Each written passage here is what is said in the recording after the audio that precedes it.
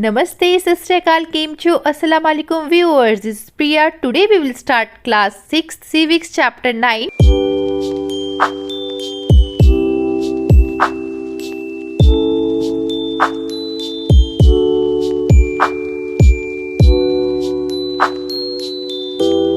Urban मतलब जो city वाला एरिया है वहाँ पे लाइवलीहुड कैसा होता है, कैसे लोग रहते हैं, कैसे लोग कमाते हैं। वर्किंग ऑन द स्ट्रीट, यहाँ पे एक गर्ल अपनी कज़न के पास जाती है सिटी में देखने के लिए कि सिटी में कैसे रहते हैं और क्या काम करते हैं। तो वो मॉर्निंग में स्ट्रीट पे सड़क पर निकल पड़ते हैं और देखते हैं कि एक वेजिटेबल वेंडर अरेंज कर रहा है अपने टमाटोज, कैरेट, कुकुम्बर, ये सारी सब्जियां अरेंज कर रहा है अपनी बास्केट में बेचने के लिए। और एक जो फ्लावर सेलर है वो फ्लावर को अरेंज कर रहा है, जैसे रेड रोज़, येलो रोज़, ये सब उसको बेचना है तो वो भी अरेंज कर रहा है। और एक पेवमेंट जो साइड से एक पटरी लगी हुई है, वहाँ पे एक न्यूज़पेपर वाला न्यूज़पेपर सेल कर रहा है और वहाँ पे बहुत ज़्यादा भीड़ हो रखी है क्योंकि सबको न्यूज़पेपर पढ़ना है। साइड से बसेस भी आ जा रही हैं और जो ऑटो रिक्शे वाला है वो स्कूल चिल्ड्रंस को लेके जा रहा है। और कॉबलर भी है वहाँ पर, एक बार्बर भी है रोड की साइड में, बार्बर लोगों की शेव कर रहा है मॉर्निंग में। अब इस गर्ल को अपनी कज़न के साथ जाना है मार्केट, तो वो रिक्शा देखती है कि चलो यार रिक्शे में ही चलते हैं क्योंकि मार्केट ओनली 2 किलोमीटर दूर है। अब हम यहाँ पर एक स्टोरी देखेंगे बच्चू मांझी की। एक साइकिल रिक्शा पुलर है ये बिहार से आए हैं। इनकी एक वाइफ है और 3 बच्चे हैं। बिहार में मतलब जो गांव था ना उसमें एज अ मैसन वर्क करते थे, मजदूर की तरह काम करते थे। लेकिन अब मजदूर का काम तो रेगुलर होता नहीं है, पूरे साल भर मिलता नहीं है। इस वजह से सिटी में आए और उन्हें रिक्शा लिया रेंट पर और धीरे करके उस रिक्शे के भी उन्होंने पैसे चुका दिए। अभी रिक्शा चला रहे थे और डेली पैसा कमाते थे। जो पैसा कमाते थे उसमें से कुछ बचाते थे, कुछ रेंट पे देते थे और जो रेंट पे रह रहे हैं उसके रेंट के पैसा भी तो देना पड़ेगा ना, और कुछ खाने पीने के लिए रखते थे। और जो पैसा बच जाता था वो अपने गाँव में भेजते थे अपने बच्चे और अपनी वाइफ के लिए। इनकी वाइफ भी एग्रीकल्चर का काम करती थी गांव में, उससे भी थोड़ी बहुत अर्निंग होती थी। तो इस तरीके से इन लोगों का घर खर्च चलता था। बच्चू मांझी की तरह ही बहुत सारे लोग सिटी में काम करते हैं सड़कों पे। अहमदाबाद के एक सर्वे में भी ये पता किया गया है कि जो वर्कर्स हैं उनका 12% जो वर्कर्स हैं वो सड़कों पर, स्ट्रीट पर ही काम करते हैं। और ऐसा नहीं है कि कोई इनको एम्प्लॉयड कर रहा है, मतलब नौकरी दे रहा है, इनका खुद का ही काम होता है और ये काम इनका टेम्पररी होता है। जैसे कि आपने देखा भी होगा स्ट्रीट पे, सड़कों पे, कि प्लास्टिक शीट बिछा के लोग अपना सामान बेचते हैं। कैनवास शीट, मतलब एक शीट पे अपना सामान थोड़ा टांग वांग के फिर आप बेचते हैं इस तरीके से। लेकिन इनकी कोई सिक्योरिटी नहीं होती, कभी भी पुलिस वाले इनको हटा सकते हैं क्योंकि इनकी जो शॉप है वो परमानेंट नहीं होती। कुछ वेंडर्स खाने का सामान भी बेचते हैं, जैसे आपने देखा होगा मोमोज, समोसे आपको दिखेंगे स्ट्रीट पे, सड़कों पे बेचते हुए। अर्बन एरिया में, शहर वाला जो एरिया होता है, सिटी होता है, वहाँ पर 1 करोड़ स्ट्रीट वेंडर काम करते हैं। स्ट्रीट वेंडर्स को कुछ इस नज़रों से देखा जाता है कि ये बस ट्रैफिक को ऑब्स्ट्रक्ट करते हैं, मतलब ट्रैफिक करके रख देते हैं पूरी सड़कों पर। सब जगह रेडी और ये सब वेंडर्स ऐसे लगा के रखते हैं जिससे कि लोगों को चलने में भी प्रॉब्लम हो और उनकी कार भी ना निकल पाए, बाइक भी ना निकल पाए, जैसे आप देख सकते हैं इस फिगर में। बट हमें स्ट्रीट वेंडर्स के बारे में भी तो सोचना चाहिए। अगर वो अपना काम ही नहीं करेंगे तो वो खाएंगे कैसे? तो गवर्नमेंट ने सोचा कि क्यों ना हॉकिंग जोन्स बना दिए जाएं, जिससे कि जो एरिया है, कुछ एरिया पर्टिकुलर ऐसे रख दिया गया कि यहाँ पर वेंडर्स जो हैं अपना काम कर सकते हैं और उस एरिया में कहीं भी इधर उधर जा सकते हैं। वैसे हॉकर्स के लिए भी कमेटीज़ बनानी चाहिए जिससे कि उनके डिसीजन को या फिर उनकी प्रॉब्लम को कोई सुन सके और उस चीज़ को सॉल्व कर सके। Next, in the market.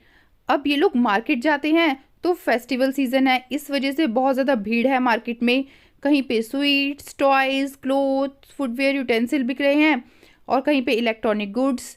तो बहुत चहल पहल है पूरी मार्केट में। ये लोग डेंटिस्ट क्लिनिक के पास जाते हैं क्योंकि इसकी कज़न का अपॉइंटमेंट है डेंटिस्ट के साथ। अब जब डेंटिस्ट देखती है तो बोलते हैं अरे तुम्हारे दांतों में तो कैविटी लग गई है। अब इतना डर जाती है कि ऐसा ना हो कि ये बहुत पेनफुल हो, मेरे को तो डर लग रहा है, पता नहीं क्या होगा।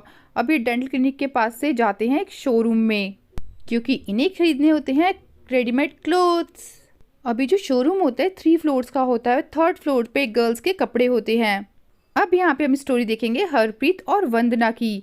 ये एक बिजनेस पर्सन होते हैं। पहले हम देखेंगे हरप्रीत की। हरप्रीत के फादर और अंकल एक छोटी सी शॉप चला रहे होते हैं।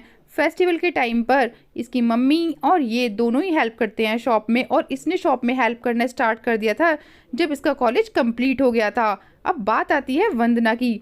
वंदना का खुद का एक शोरूम है, उसने बहुत पहले ओपन किया था और एक ही ड्रेस डिज़ाइनर है। अब इसने अपना बिजनेस चेंज कर दिया है।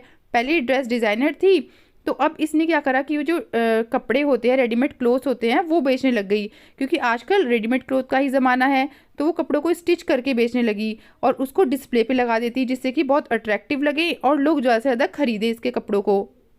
वंदना बोलती है कि जो मटेरियल यूज़ करते हैं क्लोथ में, ये हमें मुंबई, अहमदाबाद, लुधियाना, त्रिपुरा से लेना पड़ता है। कुछ मटेरियल हमें नोएडा, गुड़गांव और दिल्ली के जो नियर बाय टाउन है वहाँ से लेना पड़ता है, और कुछ जो आइटम है वो हमें फॉरेन कंट्री से भी लेना पड़ता है। शोरूम को अच्छा चलाने के लिए हमें एडवर्टाइज भी करवाना पड़ता है, न्यूज़पेपर में, सिनेमा थिएटर में, टेलीविज़न में, रेडियो चैनल में। अभी तो हमने रेंट पे ली हुई है बिल्डिंग, बट हम सोच रहे हैं कि जल्द से जल्दी हम इसे खरीद लें।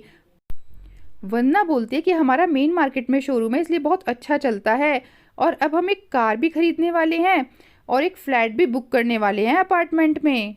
हरप्रीत और वंदना जैसे काफ़ी सारे लोग हैं जिनकी खुद की शॉप होती है, उन्हें कोई नौकरी नहीं देता, बल्कि वो और लोगों को नौकरी देते हैं और लोगों को एम्प्लॉयड करते हैं। जैसे कि सुपरवाइज़र, हेल्पर और वर्कर की ज़रूरत होती है उन्हें, तो वो उन्हें एम्प्लॉय करते हैं, नौकरी पे रखते हैं। इनकी शॉप परमानेंट होती है क्योंकि म्युनिसिपल कॉरपोरेशन से इन्हें लाइसेंस मिला होता है। जिसे भी म्युनिसिपल कॉरपोरेशन लाइसेंस दे देती है उसकी शॉप परमानेंट हो जाती है। और म्युनिसिपल कॉरपोरेशन ये भी डिसाइड करती है कि किस दिन पूरे वीक में मार्केट क्लोज होगी। जैसे आपने सुना होगा कि किसी मार्केट में वेडनेसडे को मार्केट क्लोज होती है, तो ये डिसाइड म्युनिसिपल कॉरपोरेशन करता है। म्युनिसिपल कॉरपोरेशन पे तो क्वेश्चन ज़रूर आएगा, तो इसलिए अच्छे से इसको लर्न कर लेना। मार्केट में छोटे छोटे ऑफिसेज भी होते हैं, शॉप, कुछ ऐसी शॉप भी होती है जो सर्विस प्रोवाइड कराती है, जैसे कि बैंक, कोरियर सर्विसेज और भी काफ़ी सारी। नेक्स्ट हम देखेंगे in the factory workshop area. अब जिस गर्ल की हमने स्टार्टिंग में बात करी थी ना, वो अपनी कज़न से बोलते कि यार मुझे जरी का वर्क कराना है, तो उसकी कज़न कहती है कि हमारे पड़ोस में ना एक निर्मला है, वो गारमेंट फैक्ट्री में काम करती है, वो तुम्हारा जरी का काम कर देगी, चलो चलते हैं। अब ये दोनों जाते हैं बस में। अब बस में इतनी भीड़ होती है कि एक दूसरे को लोग धक्का दे रहे होते हैं स्पेस बनाने के लिए। तो ये अपनी कज़न से जो इसकी कज़न होती है वो इससे बोलते हैं कि यार तुम साइड से खड़ी हो जाओ, नहीं तो तुम दब जाओगी, इतनी ज़्यादा भीड़ है और लोग चढ़ते ही जा रहे हैं, बस में चढ़ते ही जा रहे हैं, कोई उतर ही नहीं रहा है। लेकिन जब फैक्ट्री का एरिया आता है ना, तो सब लोग उतरने लग जाते हैं, फिर ये दोनों भी उतरते हैं। फिर ये बोलती है यार थैंक गॉड, अब जाके मुझे थोड़ी राहत मिली। जब ये रोड क्रॉस कर रहे होते हैं तो ये देखते हैं कि एक रेलिंग पर ना काफ़ी सारे लोग बैठे हुए हैं। ऐसा लग रहा है कि वो किसी का वेट कर रहे हैं, और कुछ लोग स्कूटर पे उनसे बात कर रहे हैं। तो उसकी कज़न बोलती है कि अरे यार ये लेबर चौक है, यहाँ पर काफ़ी सारी लेबर मिलती है डेली वेजेस पे। ये जो लेबर होती है, मजदूर होती है, कंस्ट्रक्शन साइट पे काम करती है, और जैसे अगर कोई हैवी लोड उठाना हो उसके काम आते हैं, और ट्रक में से जैसे सामान इधर से उधर ले जाना हो तो ये काम आते हैं, ट्रक में से सामान उतारना हो, या फिर कहीं पे गड्ढा करना हो, पाइपलाइन का जो गड्ढा होता है, टेलीफोन केबल्स की जो गड्ढे होते हैं, या अगर कोई रोड बन रही होती है उसमें ये लोग हेल्प करते हैं। तो ये मजदूर लोग होते हैं। अब ये फैक्ट्री वाले एरिया में जाते हैं, वहाँ पे देखते हैं छोटी छोटी स्मॉल वर्कशॉप होती हैं और छोटे छोटे कमरे बने होते हैं जहाँ पर सिंग मशीन होती है। वहाँ पे ना क्लोथ स्टिच हो रहे होते हैं, सिल रहे होते हैं क्लोथ। लोग जो एक मशीन होती है उस पर एक ही पर्सन बैठा होता है, वो क्लोथ को स्टिच कर रहा होता है, सिल रहा होता है। अब ये वहाँ पे जाते हैं जहाँ पे निर्मला स्टिच कर रही होती है क्लोथ को। तो ये जो है निर्मला जो है वो इसकी कज़न को देख के बहुत खुश हो जाती है, कहती है हाँ हाँ ज़रूर ज़रूर, मैं तुम्हारा काम कर दूंगी, जरी का वर्क तुम्हारी ड्रेस पे कर दूंगी। तो जो निर्मला है ना वो एक टेलर है एक्सपोर्ट गारमेंट फैक्ट्री में, और ये ना गर्मियों के कपड़े स्टिच करती है, और जो कपड़े हैं वो फॉरेन कंट्री में ले जाए जाते हैं, जैसे कि यूएसए, यूके, जर्मनी और नीदरलैंड। निर्मला को दिसंबर से लेकर अप्रैल तक काफ़ी लंबे टाइम तक काम करना पड़ता है, सुबह 9 बजे से लेकर रात के 10 बजे तक। सोचो इतना ज़्यादा काम, और कभी कभी तो इसको और एक्स्ट्रा काम करना पड़ता है। उस एक्स्ट्रा काम के इसको 100 रुपीज़ मिलते हैं, और वैसे इसको 280 रुपीज़ मिलते हैं 8 आवर्स के, जो 8 आवर्स काम करती है ये। अब जून के बाद कोई ज़्यादा काम ही नहीं होता है, तो फैक्ट्री को रिड्यूस करना पड़ता है, अपना स्टाफ कम करना पड़ता है, तो निर्मला को निकाल देते हैं। अब निर्मला को 3-4 मंथ तक ऐसे ही बैठे रहना पड़ता है बिना काम के। तो इस चीज़ को बोलते हैं कैजुअल बेसिस, जिनकी परमानेंट नौकरी नहीं होती, परमानेंट जॉब नहीं होती। तो आपके एग्जाम में ये आ सकता है कि परमानेंट और जो कैजुअल है उसमें क्या डिफरेंस है, आप मुझे कमेंट सेक्शन में बताओ। तो निर्मला की जो जॉब होती है वो परमानेंट नहीं होती, उसकी कोई जॉब सिक्योरिटी नहीं होती, उसे कोई प्रोटेक्शन नहीं मिलता है। अगर वो बीमार हो गया तो भी उसे आना पड़ेगा काम करने के लिए, नहीं तो उसके पैसे कट जाएंगे। और हर एक शिफ्ट भी होती है, मतलब नाइट शिफ्ट भी होती है, डे शिफ्ट भी होती है। एक ही मशीन पे 12 आवर्स एक पर्सन काम करता है और जैसे ही वो पर्सन जाता है उसके बदले में दूसरा पर्सन आता है, वो भी 12 आवर्स काम करता है। अब हम देखेंगे कॉल सेंटर की स्टोरी। अब देखो कॉल सेंटर में क्या होता है, अगर कोई कस्टमर है उसको कोई प्रॉब्लम है तो वो कॉल सेंटर में कॉल करेगा। जैसे कि आपने कोई प्रोडक्ट खरीदा, कोई सामान खरीदा और आपको वो सामान ख़राब मिल गया, तो उस पर लिखा होता है कस्टमर केयर नंबर। तो आप जब कस्टमर केयर पे कॉल करेंगे तो वो कॉल सेंटर में कॉल लगेगी और कॉल सेंटर में जो लोग बैठे हुए हैं ये कोशिश करते हैं जो अपने कस्टमर की प्रॉब्लम को सॉल्व करने की, कि कॉल से ही प्रॉब्लम को सॉल्व कर दिया जाए। अब वो जो गर्ल थी ना, उसकी जो कज़न है वो उसे अपनी आंट के पास ले जाती है। उसकी आंट मार्केटिंग मैनेजर है और वो उनसे बोलती है कि बेटा 5:30 से पहले पहले आ जाना। तो ये कोशिश करते हैं कि 5:30 से पहले पहुंचने की, और ये ऑटो रिक्शा पकड़ते हैं। इसलिए जब ये ऑफिस जाते हैं तो देखते हैं बहुत बड़ी बड़ी बिल्डिंग है और लोग आ रहे हैं, जा रहे हैं।